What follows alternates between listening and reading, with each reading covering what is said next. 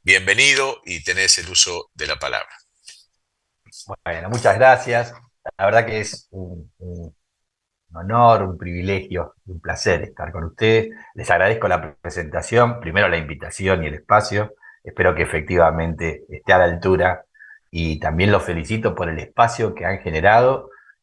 Bueno, me parece que es una forma de democratizar la capacitación, con además, bueno, visiones bien diversas, muy rico y bueno, obviamente acepto con mucho gusto sumarme a este espacio.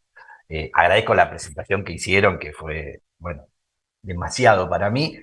Confieso que yo me defino más como un judicial que como un académico. La verdad es que siempre todo lo que digo como académico lo filtro primero si estaría dispuesto a firmarlo en el lugar que sea como judicial. Y me parece que hay que tender esos puentes porque a veces, reconozco que a veces los académicos de alto vuelo viven en una república aérea que no baja a tierra y hay que hundir los pies en el barro. Así que siempre yo vine desde esa perspectiva. Y bueno, yo también, como vos decías, Mario, tengo mi canal de YouTube que es autorreferencial porque estoy yo solo, ustedes son mucho más democráticos en esto y se agradece. Así que bueno, voy a compartir con ustedes esta exposición, para lo cual voy a presentar un PowerPoint.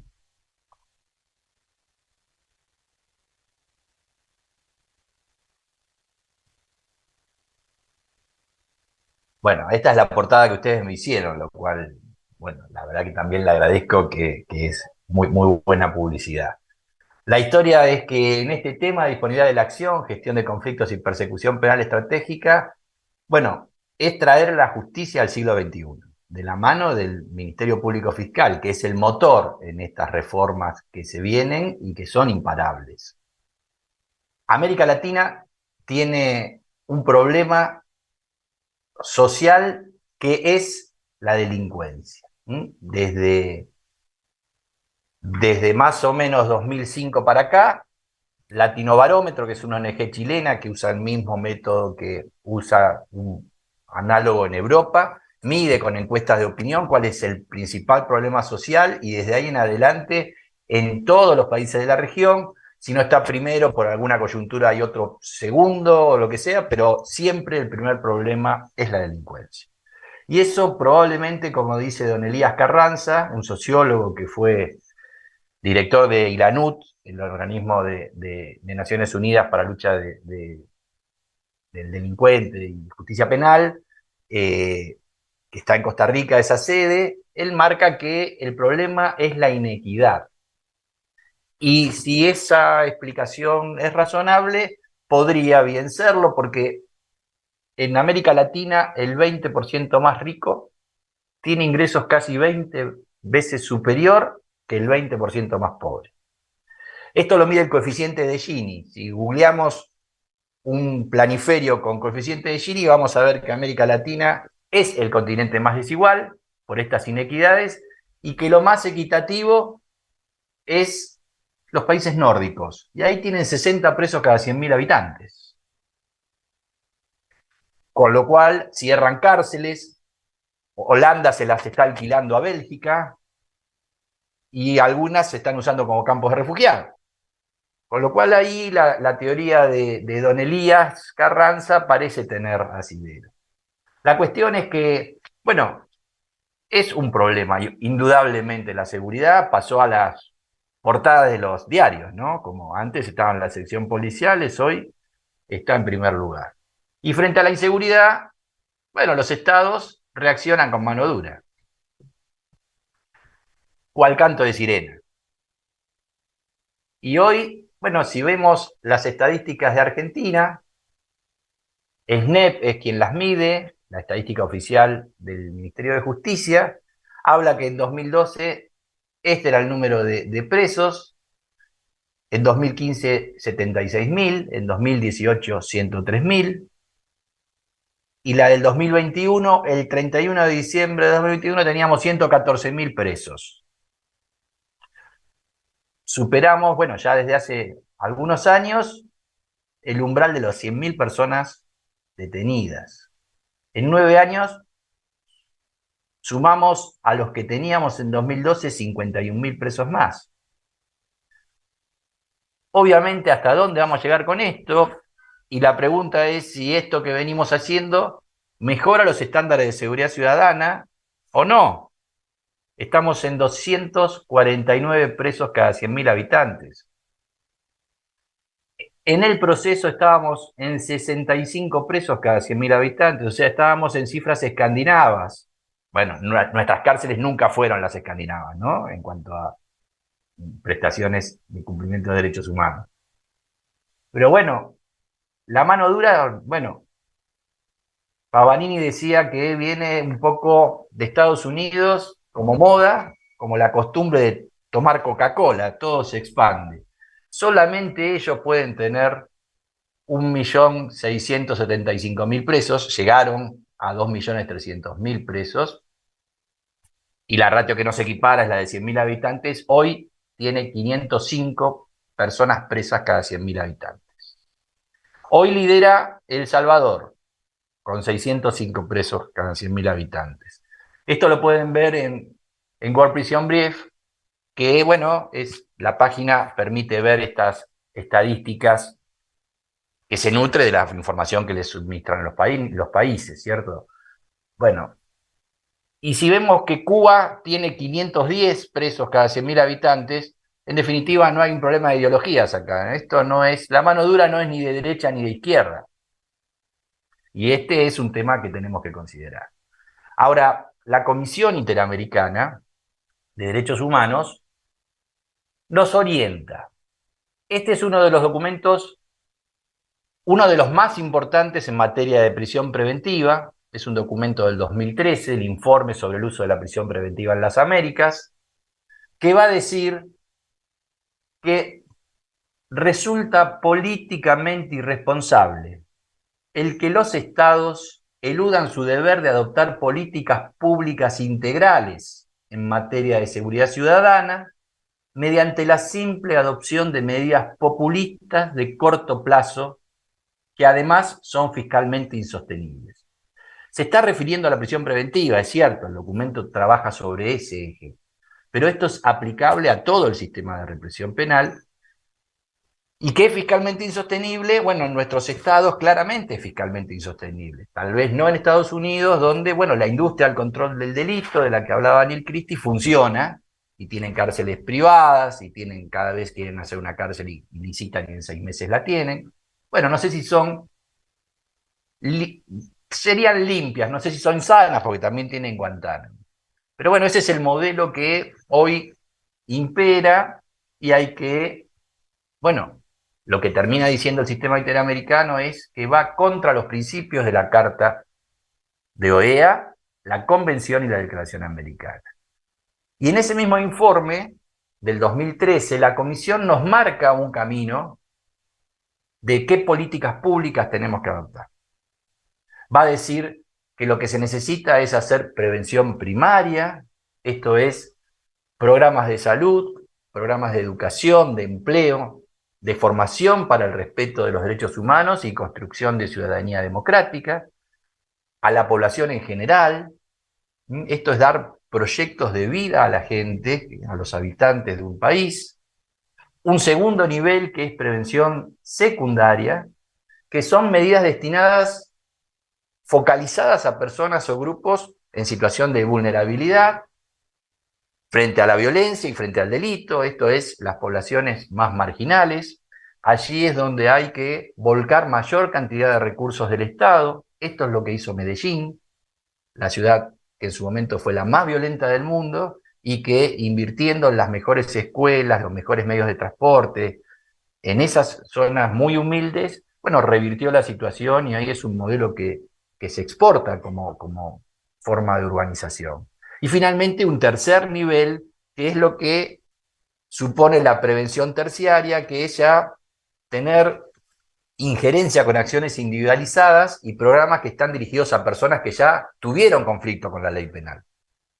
Obvio, en la situación en que está hoy nuestro país, lamentablemente esto parece, bueno, una utopía, pero son las políticas públicas hacia las cuales debemos tender, no solo porque es lo que nos marcan los sistemas de protección internacional y eso supone que es respetar los derechos humanos y estar sometidos a estos sistemas de protección internacional, me parece que tiene un valor, sino porque además parece que es sensato que se lleva allá. La cuestión es que, bueno, frente a la crisis de seguridad ciudadana, lo que hacemos es volcar muchos casos a la justicia penal. Y además se va produciendo una inflación del derecho penal porque el legislador, cuando tiene algún conflicto que no sabe cómo resolverlo, bueno, lo tipifica como delito y nos lo tira a la justicia penal como si nosotros pudiéramos resolverlo. Y en nuestra estructura penal tradicional, la respuesta es que se genera una sobrecarga endémica de trabajo con una respuesta que damos desde la visión tradicional, que es la pena, tras un juicio. Lo cual, la metáfora del embudo funciona perfecto, porque entran muchos casos y solo salen muy pocos por donde tienen que salir, que es el juicio, absolviendo o condenando. Con lo cual, necesitamos indudablemente manejar cargas de trabajo, brindando respuestas que sean de calidad. La ausencia de eso lo único que genera es una crisis de confianza en la administración de justicia, y la verdad que somos el sistema menos creíble. El ideograma chino de crisis es el mismo que el de la oportunidad. De la crisis, la verdad que esta es una infografía de Infobae hecha sobre las estadísticas del Observatorio de la Deuda Social Argentina de UCA, que nos marca que tenemos hacia el 2018 el Poder Judicial, o el sistema de justicia en rigor, 7% de credibilidad. Obvio que una oportunidad ante la crisis, tal vez, y digo tal vez, nos la pueda dar el movimiento de reforma de la justicia penal en Latinoamérica, que bueno, es imparable, arrancó en la década del 90, de la mano de argentinos como Mayer y Binder, que fueron, bueno, hacia Centroamérica a hacer las primeras reformas, pero bueno, tal vez eso sea una posibilidad de superar la crisis. Ese proceso de reforma que, como dije, empieza en Guatemala en el 92, se fue perfilando con ciertas características que hoy compartimos los países de la región, que ya dimos el tránsito de la reforma, muchas de nuestras provincias, con la problemática de un país federal. Solo México implementó esta reforma, Brasil aún no. Y se fueron dando ciertas características que hoy las podemos reconocer como las que tipifican este movimiento de reforma. En primer lugar, pasamos a sistemas acusatorios, salimos de los mixtos, que, bueno, nos complicaron la vida bastante, ¿no? Bueno, yo todavía en la Justicia Nacional trabajo con un código mixto, un código que es el Código Napoleón de 1808. Estos son códigos acusatorios, en realidad sistemas procesales acusatorios, cuyo eje es la división entre función jurisdiccional y requirente. Cualquier modelo que divida esto es acusatorio. Los jueces solo juzgan, los fiscales son los que investigan y requieren. A la par, otra característica fue reorganizar las estructuras, el Poder Judicial y el Ministerio Público. Estos son reformas ya de segunda generación que arrancan en Chile a partir del año 2000. Ponemos un Poder Judicial al servicio de este modelo y un Ministerio Público que ya no tiene estructura refleja, no hay Fiscalía 1 y Juzgado 1, sino hay colegio de jueces, oficina de gestión o oficina judicial dentro del Poder Judicial y un Ministerio Público que se organiza con lógica de persecución penal estratégica.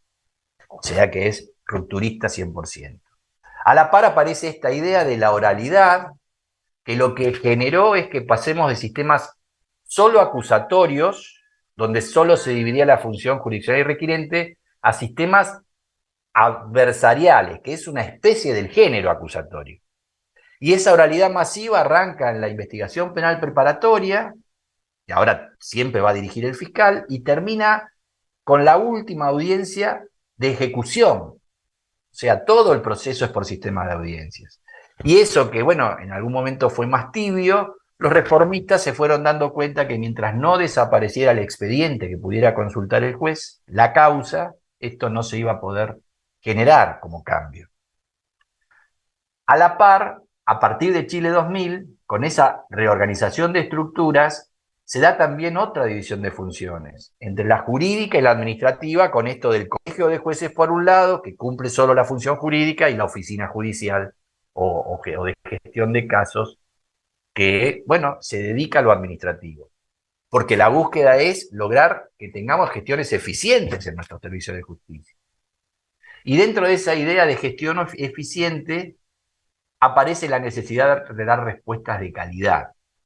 De calidad que incluyan a la víctima, porque cuando en ese embudo tiramos cientos de casos y solamente resolvemos muy pocos, finalmente con la sentencia, las víctimas quedaban sin respuesta.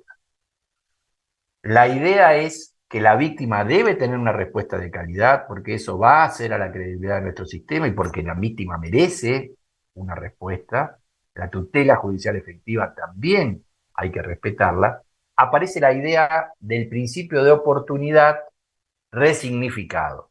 Y ahí vamos a empezar a entrar al tema que realmente quise presentarles, que es que este principio de oportunidad que siempre operó, lo que pasa que, bueno, lo hacíamos operar de manera subterránea, caótica, sin muchos criterios sensatos, digamos, ahora se visibiliza, se reglamenta y empieza a operar como una herramienta central dentro de este nuevo paradigma de gestión de la conflictividad.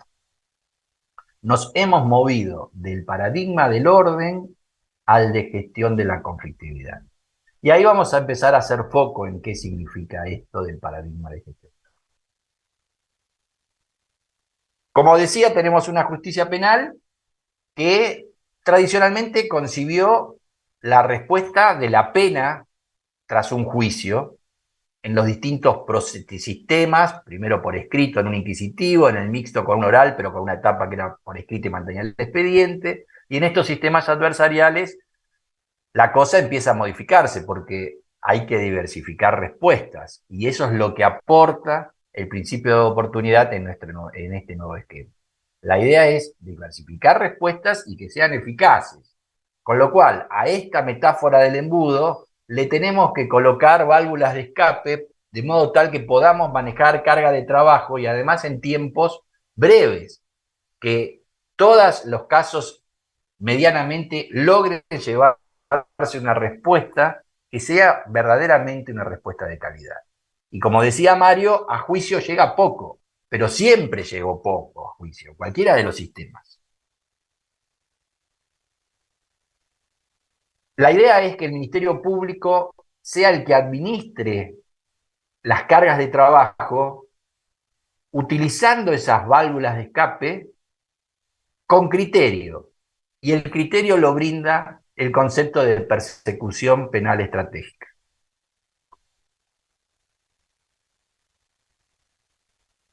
Desde, bueno, los procesalistas de la Escuela Procesal de Córdoba, don Alfredo Vélez Mariconde, Pepe Caferata, Julio Mayer, nuestra tradición procesal nos marcaba esto, que el fin del proceso ha sido averiguar la verdad, es averiguar la verdad. Todavía hoy pensamos eso. De hecho, la prisión preventiva, uno de los motivos por los cuales encarcelamos preventivamente es para que no frustre la averiguación de la verdad.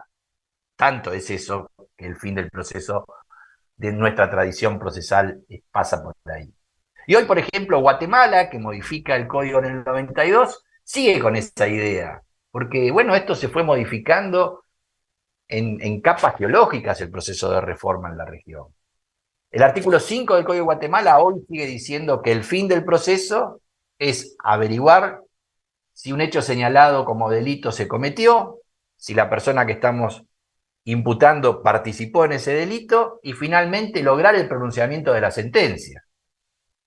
O sea que todavía tenemos aún códigos que ya avanzaron o sistemas que ya avanzaron anclados en esto de descubrir la verdad.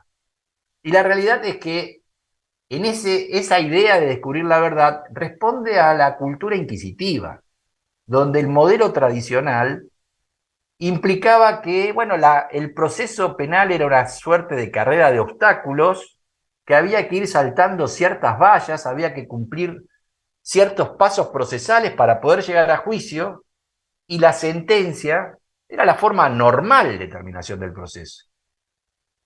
Sea absolución, sea condena, era la sentencia la forma normal. Y así están los libros de derecho procesal.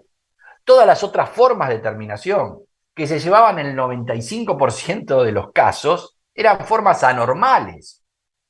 Con lo cual, que el 95% se resuelvan por formas anormales, no parece un buen sistema de administración de justicia. Ahora, con estos nuevos modelos, ya no hay que hacer toda esa salta de vallas para llegar. Hoy por hoy, este nuevo modelo tiene colectoras a través de las cuales se puede llegar a una respuesta que no necesariamente va a ser una sentencia, y la idea del juicio y de la sentencia es solo una opción más entre todo el menú, que además es una opción que, como decía Mario, termina siendo de excepción. Pocos casos siguen llegando a juicio. El tema es si van a ser anormales todas esas respuestas que damos evitando el juicio. Y este modelo lo que muestra es que no son anormales, también son formas normales, y la mayoría de ellas necesita no de la voluntad de una sola de las partes, sino de una puesta en común con la contraparte, con lo cual aparecen salidas alternativas consensuales. Y esto va a llevar a que, bueno, ya la verdad no sea el fin del proceso, por lo menos el inmediato, puede ser el inmediato, sino que ahora, en estos procesos de reforma, estamos llegando a la conclusión de que el fin del proceso es lograr la armonía de las partes y la paz social. Si la paz social se necesita lograr de alcanzar con un juicio y que llegue a una condena, será esa la vía. Pero si la paz social y la armonía entre las partes alcanzan para solucionar el conflicto que es traído al sistema de administración de justicia, esa será la opción. Y esto ya está normativamente definido por nuestros legisladores. El artículo 22 del nuevo Código Procesal Penal Federal, que se aprobó en 2014 y que rige desde el 2019 en Salta y Jujuy, entre los principios generales va a decir, bajo el título Solución de conflictos, que los jueces y los representantes del Ministerio Público procurarán resolver el conflicto surgido a consecuencia del hecho punible, dando preferencia a las soluciones que mejor se adecuen al restablecimiento de la armonía entre sus protagonistas y a la paz pública. Sus protagonistas son la víctima y el victimario. Esta norma, además, la comisión bicameral, que es, bueno, el órgano de implementación de este código, en 2019 decidió ponerla en vigencia en todo el país e inserta ya en el código mixto del código Levene. Con lo cual, hoy, en sistema mixto, que respondía a otra lógica, ya tenemos esta nueva lógica. Y esa nueva lógica, además, bueno, no es una excentricidad del Código Federal. En las provincias que han modificado en los últimos tiempos, Chubut tuvo su reforma sobre esto mismo, ya en sus códigos aparecen los principios generales. Los últimos códigos aprobados, les diría que es Neuquén, Río Negro, y hace muy poquito, bueno, ustedes también en Tucumán, desde el 2020 lo tienen vigente, y San Luis y San Juan, códigos muy nuevos. No se atrevió Corrientes, que también es un código muy nuevo. Pero ya hay una norma igual a esta en todos esos códigos. Y esto no es patrimonio de Argentina. Si uno mira Latinoamérica, también aparece, por ejemplo, en República Dominicana, en Panamá, y en Costa Rica, que es a través de una reforma en Costa Rica del 2018. O sea que esta norma de armonía entre las partes y paz social como la elección privilegiada que debemos adoptar el sistema de administración de justicia, hoy es una característica que se impone en el proceso de reforma penal regional, como una idea consolidada. Y eso nos lleva a ver que hemos virado del paradigma del orden al de gestión de la conflicto. ¿Y qué significa el paradigma del orden? Bueno, el paradigma del orden es la reacción del Estado que le habilita la idea de la acción penal pública frente a la violación de la ley. En tanto y en cuanto la ley del Estado es violada, el Estado reacciona con la acción penal pública y lo que busca es restablecer el orden. Por eso es paradigma del orden. Esto en la teoría del conflicto es el conflicto secundario. Es un conflicto que se da entre el Estado y el imputado, frente a la desobediencia que la persona imputada hizo a la ley del Estado.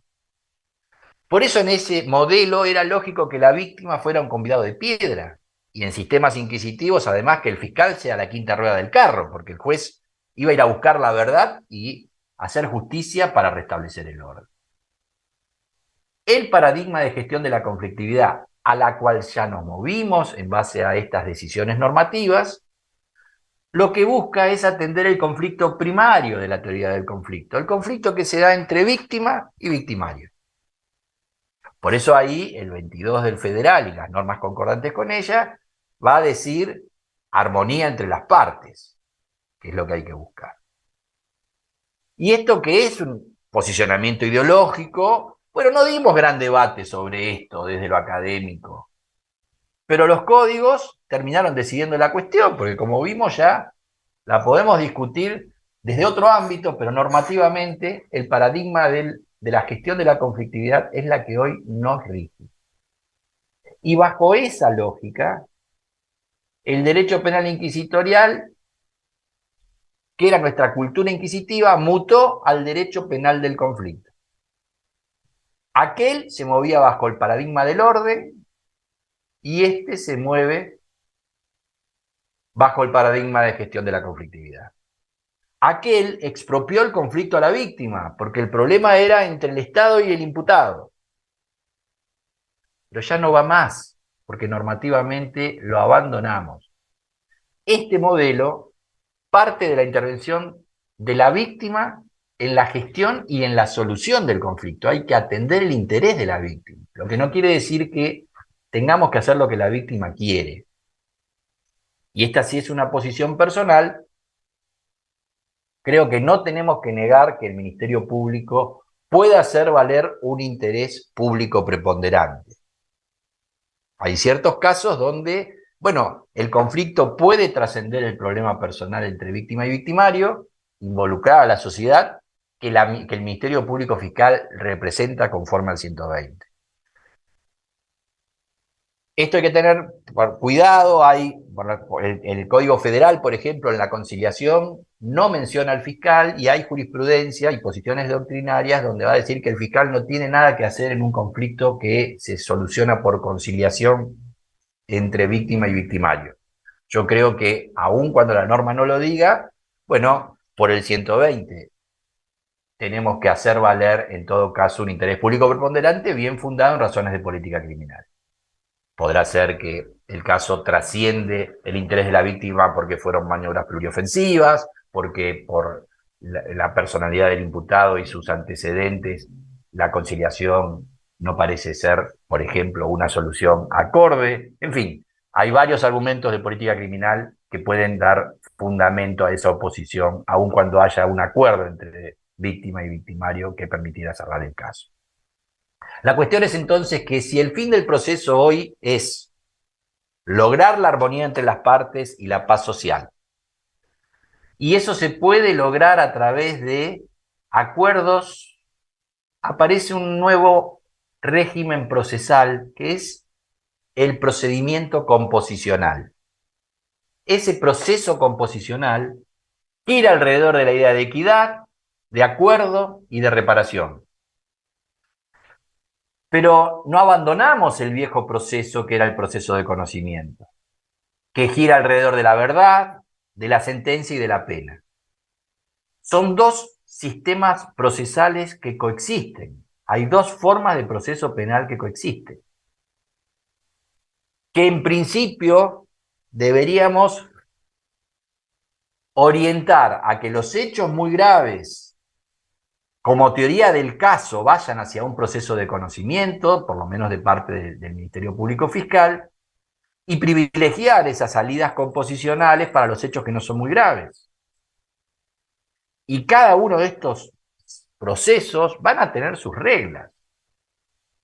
Mientras que el composicional parte de esta idea del acuerdo, con lo cual, si se llega a ese acuerdo, lo que se va a discutir en una audiencia será que se llegó a este acuerdo de manera libre y que, bueno, se cumple con los requisitos legales para que el acuerdo sea homologado, y en cambio, obviamente, en el proceso de conocimiento habrá contradicción plena.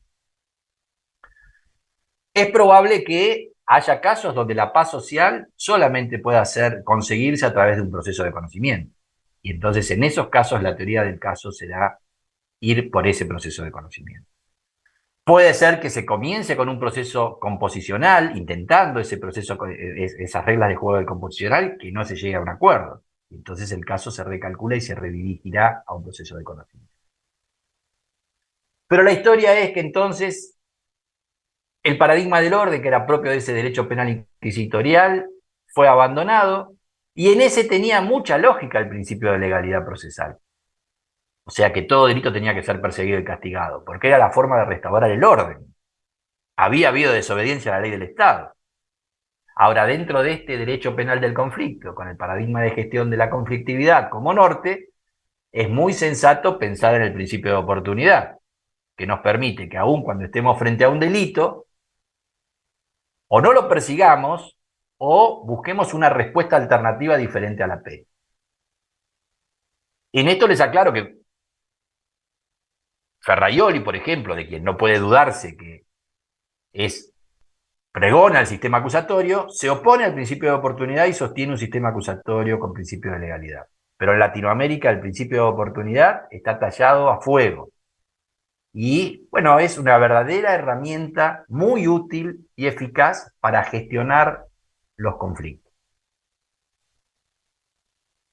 ¿Qué es el principio de oportunidad? Bueno, acá hay una definición que nos da el Código chileno, por ejemplo, en el artículo 170. Dice, los fiscales podrán no iniciar la persecución penal o abandonar la ya iniciada. Pese a que estamos frente a un delito. Estamos frente a un delito, pero no lo investigamos directamente, no lo perseguimos o iniciamos la persecución, pero después la abandonamos. La norma chilena marca un criterio muy amplio.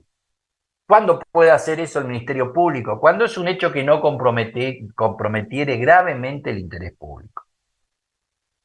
Esa norma después sigue con algo que es muy criterioso, diciendo que el ejercicio de esta facultad se tiene que regular mediante instrucciones generales dictadas por el Ministerio Público, por la cabeza del Ministerio Público, por los fiscales de distrito. Eso es para establecer un uso racional y además unificar criterios. Eso se hará por instrucciones generales, criterios generales de actuación, como se llaman en algunas provincias, o en la Ciudad Autónoma de Buenos Aires. Con lo cual, ahí se pone en valor que las conducciones, las cúpulas de los ministerios públicos, tienen a su cargo diseñar la política de persecución criminal. El legislador hace política criminal tipificando delitos, pero el Ministerio Público diseña la política de persecución diciendo que hay que priorizar. Y a través de este tipo de instrucciones nos va a orientar además qué soluciones debemos privilegiar frente a ciertas categorías de casos. El principio de oportunidad tiene mucho anclaje en el sistema anglosajón. Y Chile medio toma esa idea muy general un poco desde ahí, pero no es la que está imperando en nuestras provincias y en general en Latinoamérica. Para el sistema anglosajón la oportunidad discrecional es muy discrecional. Se llama también libre oportunidad. El Ministerio Público tiene unas facultades enormes, de modo tal que puede, desde un homicidio, pasarlo a unas lesiones, con el acuerdo que haga. Y en rigor desecha casos movilizado por la idea del éxito. Si no tiene un caso sólido, lo desecha solo por no ser sólido. En Latinoamérica está imperando esto, que es lo que se llama oportunidad reglada o legal oportunidad. Es el legislador el que nos va a decir en qué casos y bajo qué condiciones se puede prescindir de la persecución o cesar en la persecución. Obvio que, en definitiva, son casos de disponibilidad de la acción penal. El Ministerio Público tiene esta llave, pero la tiene bajo la lógica de un legislador que le habilita que use esa canilla. No es que la canilla la tiene a discreción. Y, por ejemplo, el 25 del Código Nuevo, que en realidad replica también hasta el 5 del viejo Código Lebene, habla de acción pública, su ejercicio, dice, no puede suspenderse, no puede interrumpirse, no puede hacerse cesar, excepto en los casos expresamente previstos por la ley. Ahí está la legal oportunidad, solo cuando la ley me lo habilita. En cambio, en el sistema de discrecionalidad absoluta, bueno, la norma lo que va a decir es que el criterio de oportunidad lo decide aplicar el Ministerio Público, sin cortapisas de la ley. Ahora, este principio de oportunidad tiene distintas manifestaciones que buscan distintos efectos. Una de ellas, la de mejor prensa y la que hay que capitalizar muy fuerte y no logramos hacerlo, es la que, obviamente, todo el principio de oportunidad nos da una buena gestión de casos, pero además una de sus manifestaciones lo que nos permite es realizar el derecho penal como última ratio. Tema que vimos en la primer clase de Penal 1, pero que después no la usamos. ¿Qué significa esto? Bueno, que hay que tener las opciones preferenciales por las respuestas menos violentas. Obviamente el derecho penal es la máxima violencia estatal, que se la dirigimos a veces a casos que desplegamos más violencia del Estado que la que se causó con el hecho. Necesitamos que esas respuestas, además de menos violentas, sean de mejor calidad, que al ser menos violenta para el imputado obviamente lo será, pero que también incluya en esa mejor calidad a la víctima. Y además, bueno, las penas alternativas que nunca tuvimos en nuestro código, nos brindaban esto, pero había que hacer el juicio y llegar al final. El principio de oportunidad nos permite llegar a estas conclusiones en tiempos rápidos. Hoy me detienen y mañana en una audiencia acordamos una conciliación, donde reparo, donde me pido disculpas. Con lo cual, las ventajas del principio de oportunidad son enormes y no logramos capitalizarlas en su dimensión todavía. En esta, bueno, visión verde de este principio de oportunidad como respuestas alternativas, nos va a permitir llegar a mediaciones, a conciliaciones, nos va a permitir la reparación, que bien puede ser como una de las condiciones del acuerdo reparatorio, pero también aparece la idea de la reparación unilateral que hace el imputado, que tal vez es más controversial, donde con hacer reparación integral ya el caso se cierra. Puede haber respuestas de trabajo comunitario, incluso en algunas legislaciones trabajo en favor de la víctima, o, bueno, cursos de capacitación, manejo de ira, derechos humanos, de vialidad, en fin. En general estos van asociados en nuestros esquemas a la suspensión del proceso a prueba, que fue en el 94 el primer método alternativo que metimos en serio en el código. Lo hicimos en el Código Penal, sin ver todavía que era una herramienta del paradigma de gestión de la conflictividad. Y también salidas terapéuticas. Por ejemplo, los tribunales de control de drogas. En Chile hay una experiencia muy importante, interesante, donde, bueno, se derivan casos a un juez especial de drogas, se selecciona el caso, hay una dupla psicosocial de un psicólogo y un asistente social que le brindan todo el apoyo a esa persona que se somete a ese tratamiento, que es una suerte de probation, pero donde el objetivo es la recuperación de la persona que tiene uso problemático de drogas o alcohol. Y se extingue la acción después de 12 audiencias donde se va monitoreando y hay una ceremonia incluso muy interesante, muy emotiva con los familiares invitados, se le da un diploma, hay un brindis. Bueno, este es un tema claro de que hoy, personalmente en Capital Federal nos enfrentamos con montones de casos donde cuando uno pregunta si tiene adicciones dicen todas. Y acaban de salir de una causa donde estuvieron 3 meses presos y vuelven a entrar. Si no solucionamos en esos casos el problema de adicción, indudablemente, no, digamos, no vamos a estar solucionando más que anular a una persona de por vida reiteradamente sin contribuir en nada en seguridad ciudadana. Y el último recurso, y eso es la última ratio del derecho penal, es la cárcel, escalonado, con suspensión con condena en suspenso, condena de efectivo. Teníamos trabajo comunitario en la 24660, la de ejecución, para penas de menos de 6 meses y la derogamos. También es una expresión de mano dura. Con lo cual hoy tenemos muchos presos que van a cumplir prisión por menos de 6 meses. Y te le diría que hasta por 15, 20 días, lo cual es un absurdo. En fin, esta es la manifestación verde, digamos. Son respuestas menos violentas y que la víctima percibe también como mejor calidad. Ahí se inscribe mediación, que es la mejor de las formas, porque hay un mediador profesional que acompaña, orienta a las partes, acompaña sin involucrarse, sin ser árbitro, logrando que las partes se pongan de acuerdo. Después la conciliación, que puede hacerse a través de un mediador profesional o sin ellos, y ahí, bueno, muchas veces quienes intervenimos en la conciliación somos funcionarios que hasta podemos tener un desvío en qué es lo que queremos, ¿no? No sé si lo que queremos es que el caso se nos resuelva para sacárnoslo de encima o que realmente lleguemos a una buena solución. La suspensión del proceso de prueba, que ya la tenemos hace tiempo, y la reparación integral, que es unilateral, salvo que se acuerde dentro de las reglas de un acuerdo reparatorio, que ahí sería conciliación, que es un poco más polémica, pero viene caminando.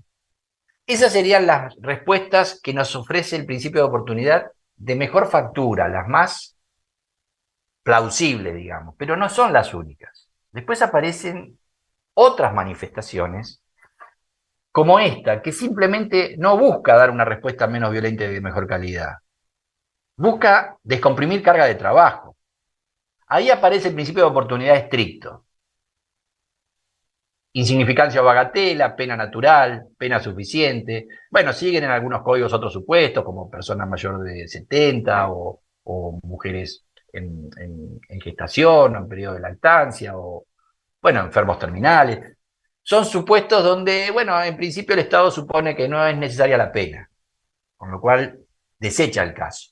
¿Qué problema tenía esta manifestación del principio de oportunidad? Que no es la oportunidad penal, que era atipicidad, ¿no? Por principio de lesividad, en dogmática penal, que no es aceptada universalmente, sino esta es una oportunidad procesal, es bagatela procesal.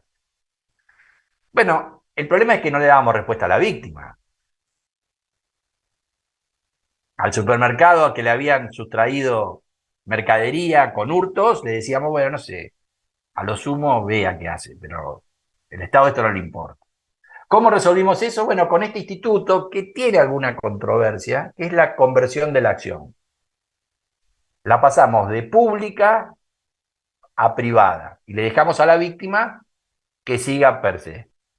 Le garantizamos tutela judicial efectiva a la víctima, porque le permitimos que siga, que busque su respuesta que lo satisfaga. Pero contrariamos última ratio del derecho penal, porque esa víctima puede terminar pidiendo pena.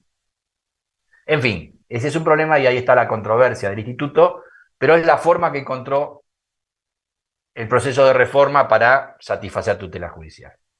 Y después aparece otra forma que no busca respuestas menos violentas ni desechar los casos, busca eficiencia. Obvio, cuando yo desecho casos, contribuyo a la eficiencia, porque al tener menos carga de trabajo puedo concentrar mis recursos que son limitados para lograr ser más eficiente en lo que me queda.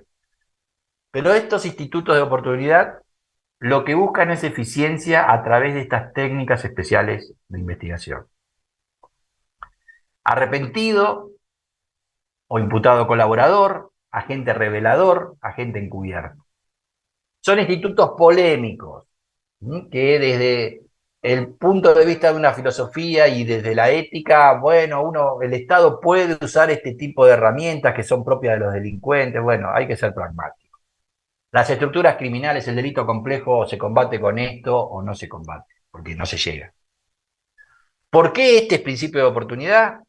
Bueno, porque estamos frente a un delito que pueden cometer algunos de los sujetos estos y o no los penamos, y ahí entonces tenemos principio de oportunidad, o se los pena con una pena atenuada, que también es una fórmula del principio de oportunidad.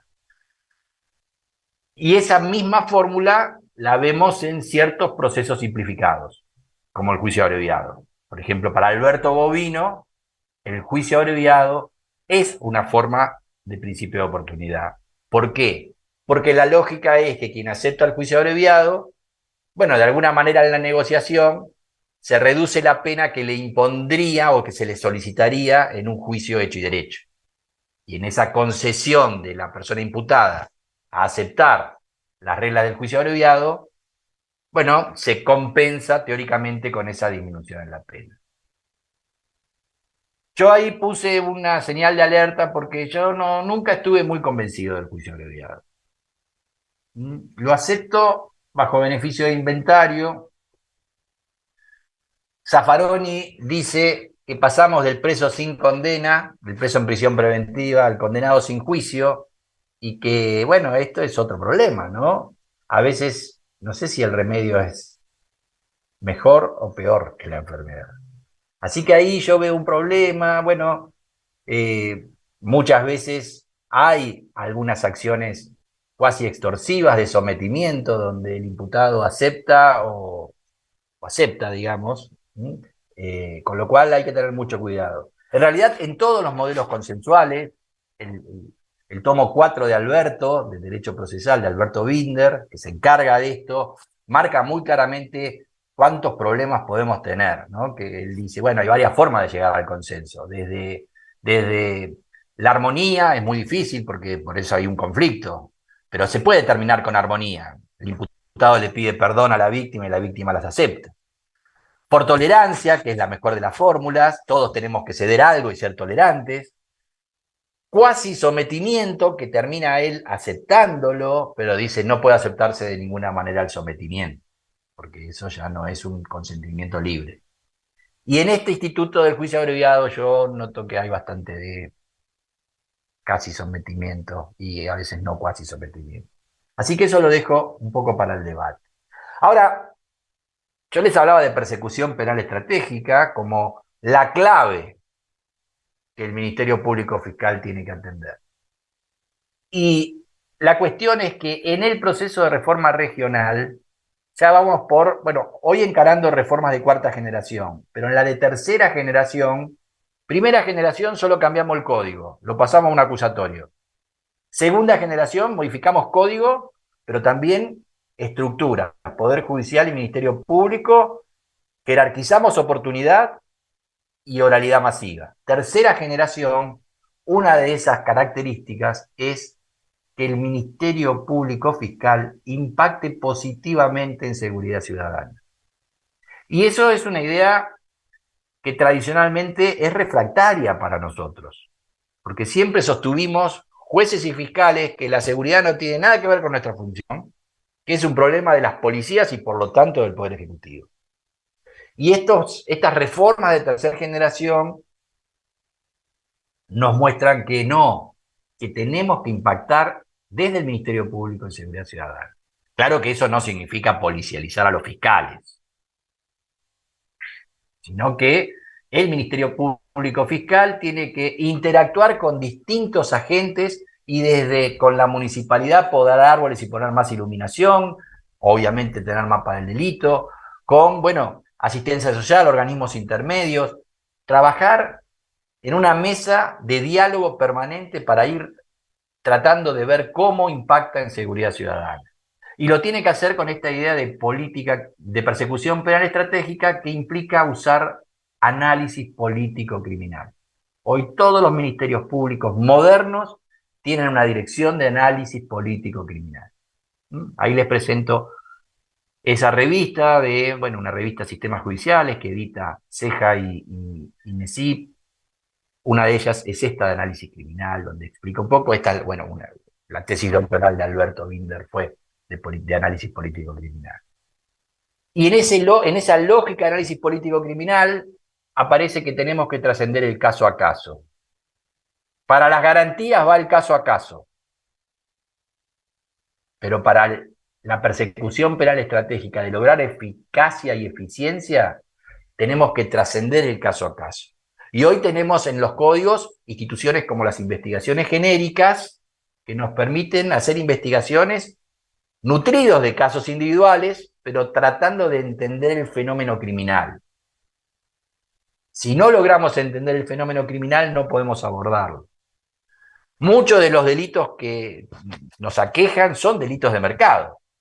Roban celulares para algo, roban ruedas para algo. El narcotráfico genera ganancias. La trata de personas genera ganancias. Atrás el tráfico de armas, todo tiene atrás, básicamente, en la mayoría de los delitos que nos ponen en jaque por el problema de seguridad, hay un delito de mercado. Y si no se entiende la dinámica de ese delito de mercado, es imposible perseguirlo. Ese principio de oportunidad con arrepentido, con agente encubierto, digamos, permite penetrar esas estructuras. Pero hay que tener una visión superadora donde haya gente del Ministerio Público dedicada exclusivamente a eso y que rinda cuentas por eso. La idea es, como dice Caferata Nores, atacar la cifra dorada. Es el juego diciendo, bueno, la cifra negra son los delitos que no se denuncian. La cifra dorada son los que sí se denuncian, pero que el Estado no puede darle respuesta. La impunidad del poderoso. Y la impunidad del poderoso supone poder político, económico, religioso, sindical, crimen organizado. Y en eso tenemos un nivel de ineficacia enorme. Avanzamos mucho en garantías y muy poco en eficacia. Persecución penal estratégica lo que viene a llenar es ese vacío. Estamos a años luz de eso, pero ya por lo menos empezar a debatir la idea y que las instituciones empiecen a prever estas cosas es un avance. Conclusión, el principio de oportunidad es una herramienta fundamental dentro de este paradigma de gestión de la conflictividad. Sirve para gestionar eficientemente los casos, pero lo que tenemos que tener claro es que no podemos utilizar esto por fuera de esta idea de persecución penal estratégica. Estamos resolviendo un caso individual, pero tenemos que contextualizar ese caso individual en la macro del universo de casos que tenemos. Entonces no podemos desentendernos de este principio de oportunidad sin pensar desde el Ministerio Público en persecución penal estratégica. Y yo les diría que, para ir concluyendo, nuestra dinámica de gestión de casos bajo este paradigma de gestión de la conflictividad en clave de persecución penal estratégica nos permite ver esto, que nos entran un número enorme de casos en la base y que, bueno, muchos de ellos ya los descartamos de la manera tradicional, si es atípico el hecho, inexistencia de delito, archivos por no poder proceder, por falta de prueba o porque no hay una condición de procedibilidad, por ejemplo, una no instancia de la víctima en un delito contra la integridad sexual. Y eso lo hacemos con un filtro inicial. Los ministerios públicos hoy se organizan con una unidad de atención temprana que todo entra ahí y ahí se hace el primer filtro. Después aparece, sí, la posibilidad de descargar carga de trabajo con la oportunidad estricta. Las ideas de insignificancia, pena natural, pena suficiente. Antes no le dábamos respuesta a la víctima, ahora le damos esta respuesta que, como digo, tiene algo de controversial. Le permitimos a la víctima que siga. Después aparece el gran cúmulo verde, que son todas las respuestas alternativas, que no las explotamos en la medida, por lo menos hasta donde conozco, en la medida que merecieran. Mediación, conciliación, reparación, suspensión del proceso a prueba. Aparecen después los procesos simplificados, procedimientos de flagrancia, juicio abreviado. Después queda muy poco para el juicio. Y es así porque la realidad hace que sea así, porque además los recursos son muy finitos. Y con las técnicas especiales, arrepentido, agente encubierto, agente provocador, logramos, bueno, que algunos casos que antes no llegaban, que son delito complejo, lleguen a juicio, e incluso puede ser una evidencia tan reveladora que terminen permitiendo juicios abreviados. Fíjense cuántas válvulas de escape le encontramos a esto. Que si lo ponemos en términos de embudo, dando vuelta a esta misma ecuación, entran muchos casos, pero encuentran fórmulas de salida antes del juicio, al cual sí van a seguir llegando pocos casos. Este es un modelo de gestión de casos bajo paradigma de gestión de la conflictividad en clave de persecución penal estratégica. Desde la válvula de escape de los procedimientos simplificados, yo sigo con el beneficio de inventario del juicio abreviado. Tal vez, como Alberto Binder está proponiendo en alguna charla que he escuchado, dice hay que volver a la gran categoría de delitos y crímenes. Definir cuáles son crímenes y para los crímenes juicio. Y para los delitos todo este otro menú. En fin, para concluir, esto es a lo que llegamos. El principio de oportunidad es una herramienta político-criminal para diseñar persecución penal estratégica. Permite abordar carga de trabajo de manera racional. Muchos de los casos le podemos encontrar esta salida temprana, menos violenta y de mejor calidad para el imputado, pero también para la víctima, que la teníamos bastante desatendida. Cuando liberamos carga de trabajo, bueno, podemos irnos a casa, los fiscales, o quienes integramos el Ministerio Público, o quedarnos trabajando en lo que realmente importa, que es el delito con mayor gravedad social. Y en esos delitos, que básicamente son crimen organizado, y bueno, los casos de impunidad de poderosos, el principio de oportunidad nos brinda una herramienta más que son esos institutos controversiales, pero necesarios desde el pragmatismo, como arrepentido, agente encubierto, agente revelador, que permiten lograr eficiencia en la represión de esos delitos complejos y de crimen organizado. Como ven, bueno, esto de persecución penal estratégica es un juego de tácticas, ¿no? Y estrategia. Bueno, esto es lo que quería compartir con ustedes. Yo les agradezco enormemente el espacio y espero haber sido, bueno, medianamente agradable en la exposición y sobre todo haberles aportado alguna idea, digamos. Así que muchas gracias.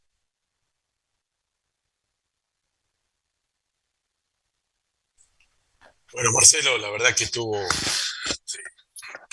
excelente tu exposición, porque no solo me parece que diste una visión sobre la persecución penal estratégica y sobre los principios de oportunidad, sino que te tomaste tu tiempo para explicar el funcionamiento de estos nuevos sistemas acusatorios adversariales a los cuales hacíamos mención al inicio de la charla y de explicar la lógica de hacia dónde van, más allá de, por supuesto, como en el mundo del derecho, opiniones divergentes en muchas cuestiones, pero creo que a quien va a tener la posibilidad o está escuchando la charla del día de hoy, le ha permitido o le va a permitir tener herramientas para pensar la cuestión que planteaste con una profundidad y con una practicidad también en tus expresiones. Fuiste muy claro, concreto, específico, todos los que estamos en este métier